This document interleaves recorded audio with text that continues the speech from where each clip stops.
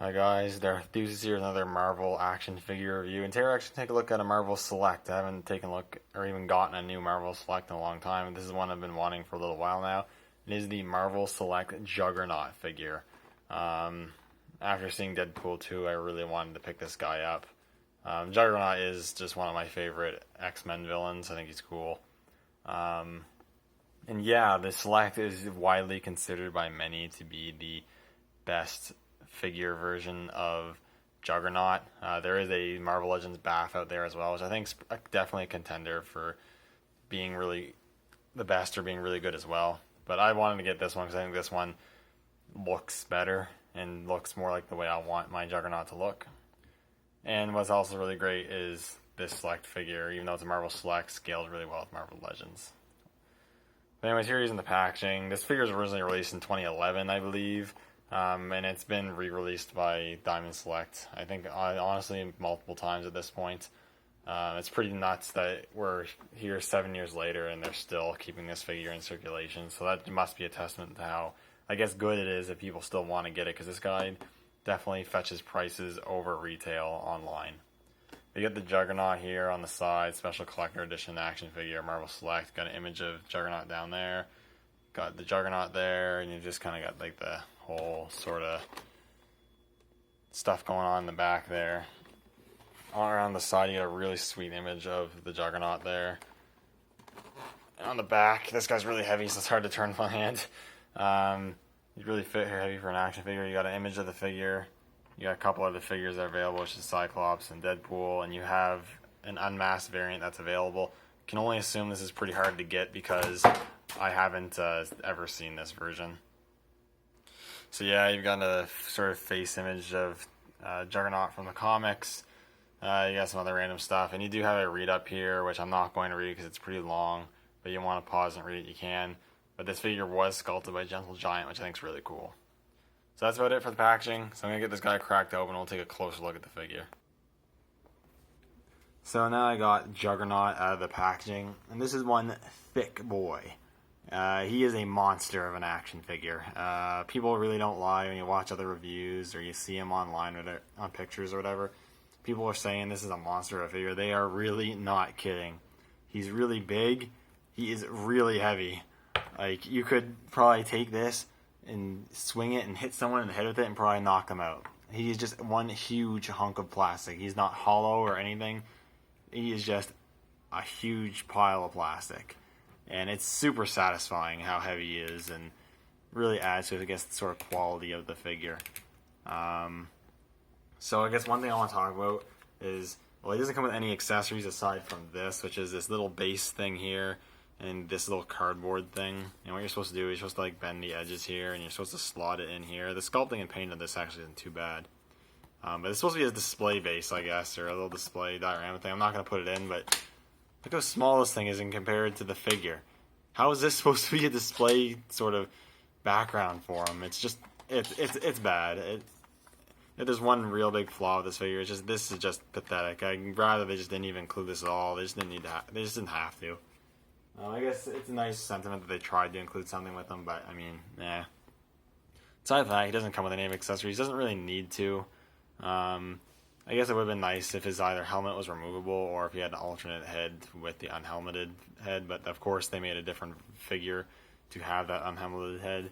But again, not a huge deal. I'm displaying him with his helmet on anyways, and probably would never display him without it, so it is what it is. But yeah, so let's take a look at this guy. I don't know how I'm going to do this. Let's try to get in here. Look at the head here.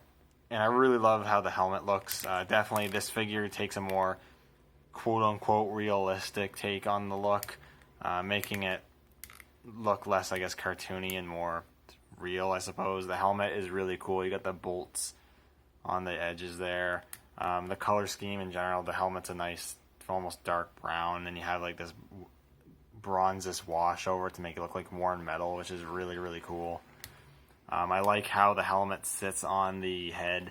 It limits the articulation somewhat, but I like how it actually looks like the helmet is attached to his gear on his torso, Whereas like the Marvel Legends one, which I don't have unfortunately, but that one has a bit more space in between where the helmet and the torso meet, so you can get that up and down motion. For me, I prefer it this way. I think it looks a lot better.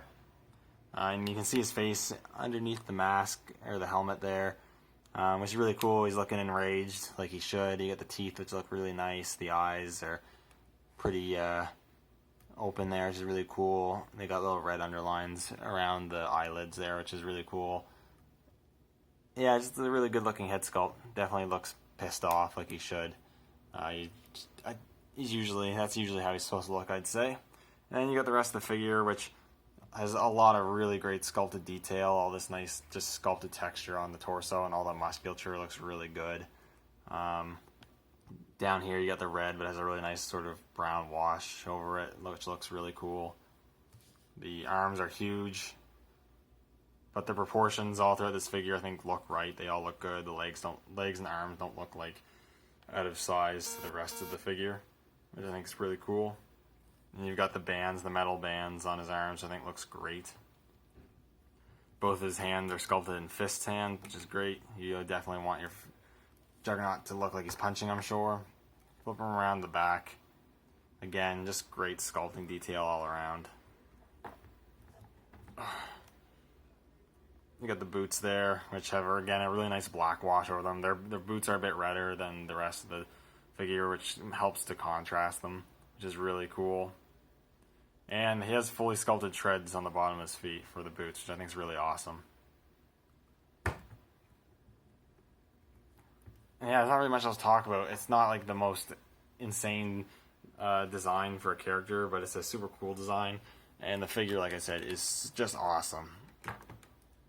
In terms of articulation, this figure is not too bad at all. With selects, they definitely focus more on sculpt and paints than they do articulation, and in some cases accessories. But their more modern selects are definitely a lot better when it comes to articulation. And even way back when this guy was released, you still had the occasional figure that was decently articulated, and this figure is definitely one that's decently articulated. Not so much the Marvel Legends, but still pretty good. He has a rotation at the head. There might be a ball joint there, but you are not getting any up and down motion, so you're just going to get the rotation. If you rotate, you can see, it's hard to see, but you can see there's actually sculpted detail for his neck under there, which is really cool. So yeah, you get the rotation, it works fine.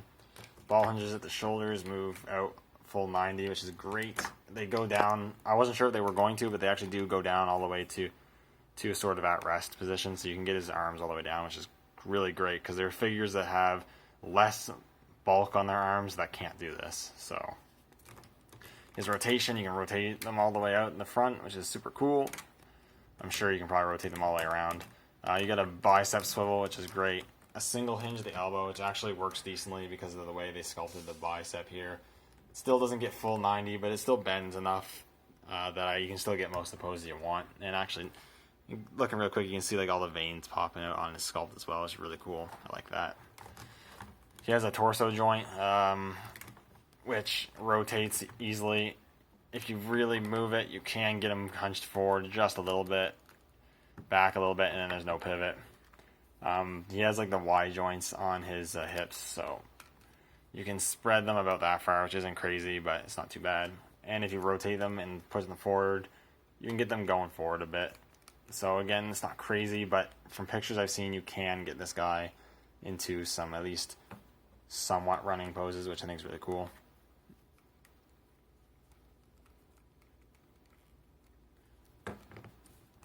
Your single hinges in the knees, which move an okay amount. Nothing too crazy, but they still move a decent amount. No boot cut. He does actually have some pivot. He has a hinge specifically for the pivot, so you can get a bit of ankle pivot, which is really cool. It has rotation and just a very slight up and down movement. So Juggernaut is actually decently articulated, especially for a select.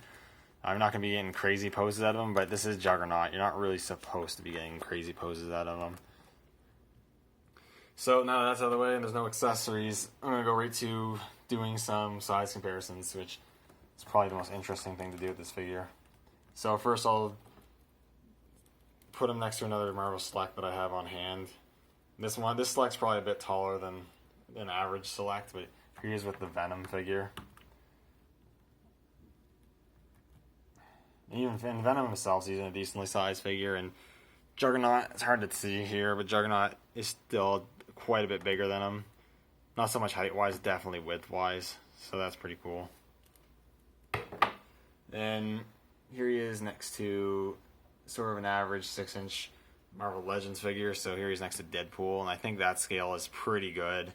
I think this Juggernaut definitely scales better with Marvel Legends than he does with Selects.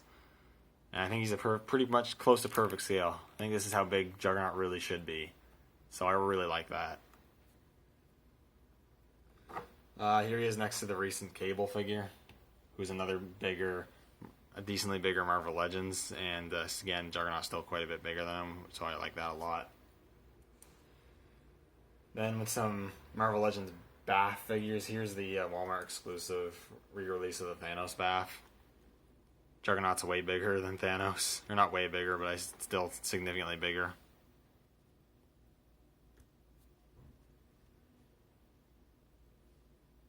And then here he is with the Gladiator Hulk from the Thor Ragnarok wave. And Juggernaut is even still bigger than the Hulk. Though Hulk is definitely the closest to being as big as throughout all the other figures I've shown. So overall, honestly, this figure is really awesome. I'm going to have a lot of fun posing him and taking photographs of him, I think. I think he's super, super cool. He can be a bit hard to track down. Oh yeah, one thing I forgot to mention, actually. He doesn't have articulation in the wrists, which is a little unfortunate, but not a huge deal. But yeah, he doesn't have articulation in the wrists. I thought he did. He didn't. But yeah, overall, I think it's a fantastic figure. If you're an X-Men fan and if you're looking for a Juggernaut figure to add to your collection, I think this is one you definitely should consider picking up. If you're lucky, comic book stores might still have him, and he'll definitely be cheaper than getting the Bath. And if you're willing to compromise a bit of articulation, a bit of movement in favor of, I think, a better sculpt and just a heftier and more satisfying action figure, I'd definitely recommend this over the Bath. This guy's just really, really cool, and it's really a figure where you have to have it in hand to fully appreciate how cool this figure is. Anyways, thank you guys so much for watching. Let me know what you think in the comments down below, and I will see you all in the next video.